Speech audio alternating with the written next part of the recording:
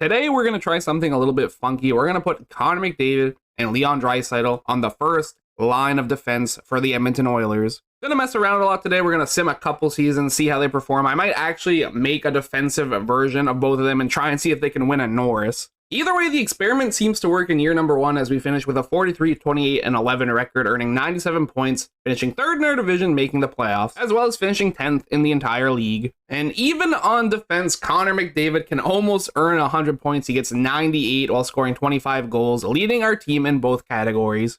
Draisaitl being right behind him in points with 70, as well as being right behind him in goals with 22. I was also curious to see how much ice time they would average per game. Connor McDavid played 24 minutes and 31 seconds, while Draisaitl played 23 minutes and 17 seconds. I don't know how that compares to their usual numbers, but it's probably pretty close because Nugent Hopkins, who is currently the first line center, did play for 20 minutes. If we look at how our goalies played with them two on defense, Jack Campbell had 8 shutouts, a 913 save percentage, and a 2.65 goals against average, getting 37 wins in 66 games played. Stuart Skinner, not so hot, only winning 6 games in 20 played. He had an 893 save percentage and a 3.08 goals against average. I'm not sure if that's a Stuart Skinner problem or a McDavid and Draisaitl on defense problem. Probably the first option. And looking at the entire league, Connor McDavid's 98 points does put him at number 1 for points, beating out Marner by 1 point, McKinnon by 3, but obviously none of them are really close to earning the Maurice Richard. That honor would go to Alex Ovechkin, who scored 49 goals, beating out McKinnon by 1 there as well. Freddie Anderson would earn the most wins in the league with 44. He had 6 shutouts, a 915 save percentage, and a 2.45 goals against average. See how the dynamic defensive duo performs in the playoffs. We have the Vegas Golden Knights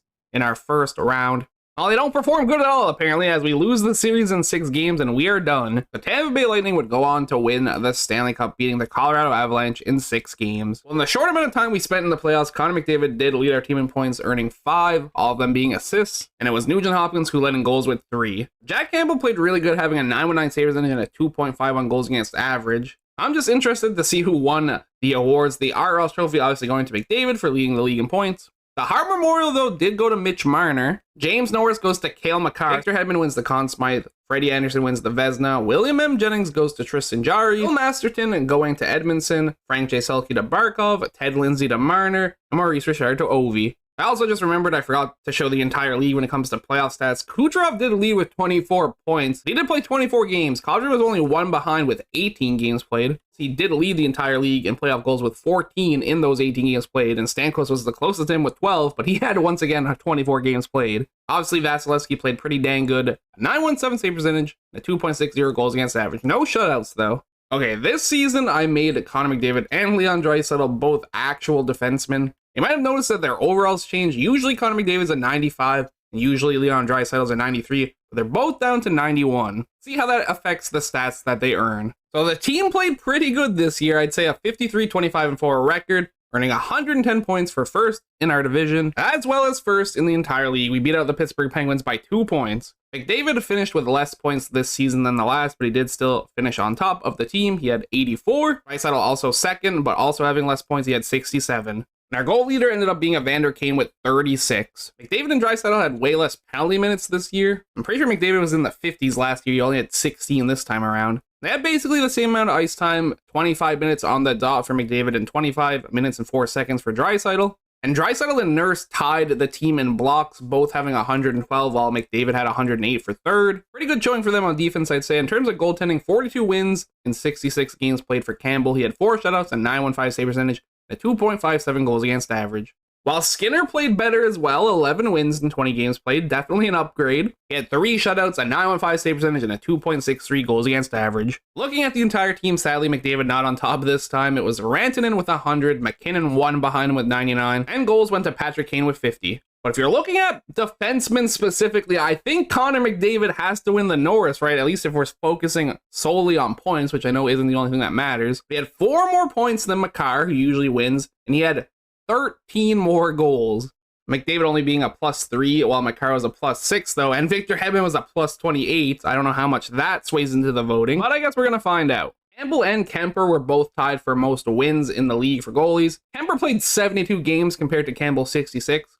But Campbell did finish with a 0.2% better save percentage, as well as a 0.02 better goals against average. So it is possible we have the Vezina and the Norris. That would be pretty cool. Or we'll win 0 and I'll be sad. Either way, it's redemption arc time as we face Vegas once again in the first round of the playoffs. Let's see if us having them actually playing defense on defense does make a difference. Apparently, it makes a huge difference because we sweep Vegas. All of them being close games, except for the last one where we win 4-0, but the other ones were all 1-goal games. Round 2 should be a cakewalk compared to that as we're facing the Anaheim Ducks, and if you don't know, they're not doing too hot in real life. The EA Sports cover curse is real, clearly. This isn't real life, however. We do struggle more with Anaheim than Vegas. We do beat Anaheim, at least, though, in 6 games. And our conference final opponents are the Minnesota Wilds. Can we move on to the Stanley Cup Finals? Sadly, the answer to that question is no, as we fall to Minnesota in 6 games, losing Game 6 in overtime. And to make matters even more upsetting, the Minnesota Wild would move on to win the Stanley Cup, beating the New York Rangers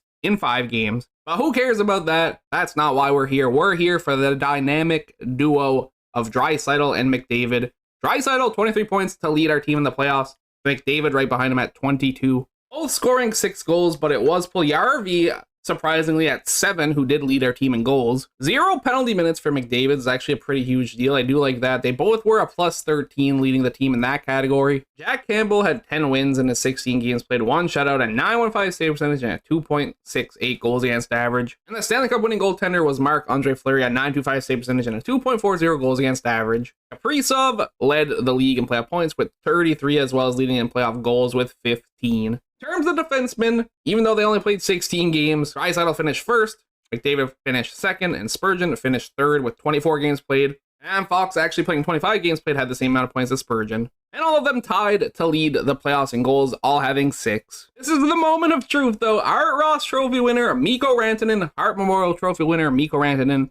And the next slide is the Norris. Please be Connor McDavid. Let's go, baby. Connor McDavid wins the James Norris Trophy. A sentence you will never hear in your entire life unless he decides to make the switch to defense, which, I mean, he totally could. I mean, crazier things have happened, let's be honest. Mission accomplished. Connor McDavid has won the James Norris. Looking at the rest of the awards, Lady Byng goes to Patrick Kane.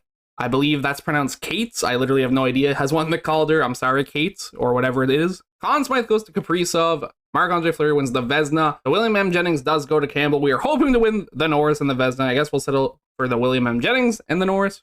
Bill Masterson goes to Nizov. Frank J. Selke goes to Bergeron, Ted Lindsay goes to Rantanen, and Maurice Richard goes to Kane. Well, I'd call this a successful experiment. We sadly didn't win the cup, but I will take the James Norris. Thank you everybody so much for watching. I hope you enjoyed, and I'll catch you in the next one. Peace out.